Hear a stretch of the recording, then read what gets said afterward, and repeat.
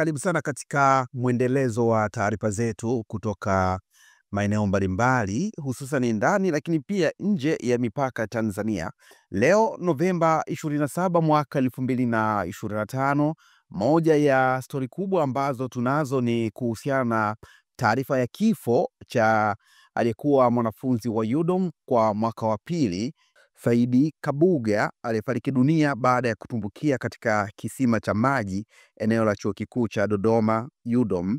Sasa tumepata nafasi ya kuongea baba wa marehemu Saidi Kabuga, na hii hapa ni sehemu ya video ikimwonyesha Bakari Kabuga akielezea tukio la mtoto wake. Mimi naitwa Bakari Saidi Kabuga. Kijana alikuwa ni mwanangu, anaitwa Saidi Bakari Kabuga. Ni mtoto wako ngapi? Mtoto wangu wa kwanza. Okay. Tumepata taarifa siku ya jana kuhusiana na tukio lake lililopelekea mpaka kufariki. Pengine kama mzazi, wewe unalizungumziaje na unalipokea vipi?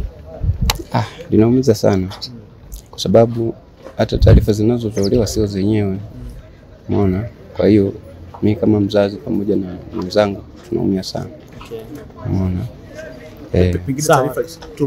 Tumesikia kwamba kijana wako alipata kifo chake kilipelekea ni kujidumukiza kwenye maji kisima, na kutokana tuna kuliwa pesa zake za ada ambazo alimpatia kwa ajili ya kuendekea chuoni hapo.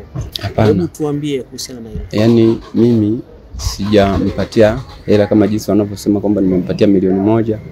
Sijampatia kabisa. Huo ni uongo wao. Tena ni uongo wao kabisa. Unaona? Mimi nilimkatia tiketi mwenyewe. Unaona?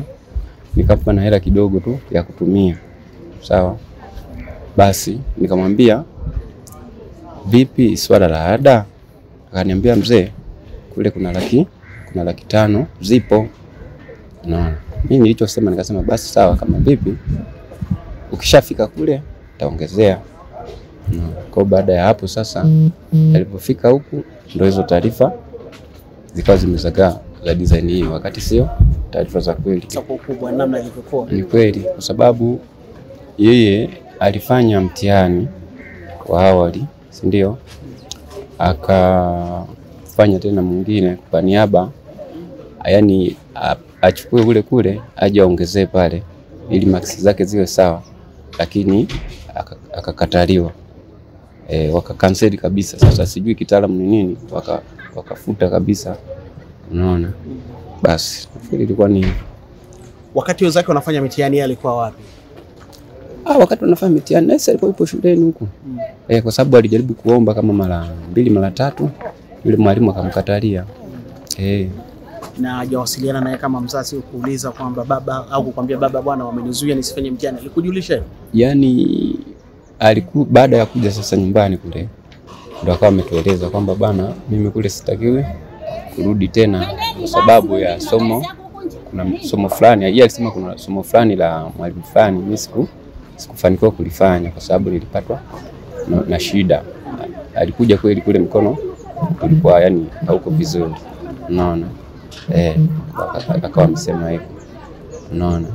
Mimi mke wangu kwa tumemuuliza, je, kwa hiyo mwalimu ndo amekwambia kwamba wewe hutakiwi kurudi kule chuo?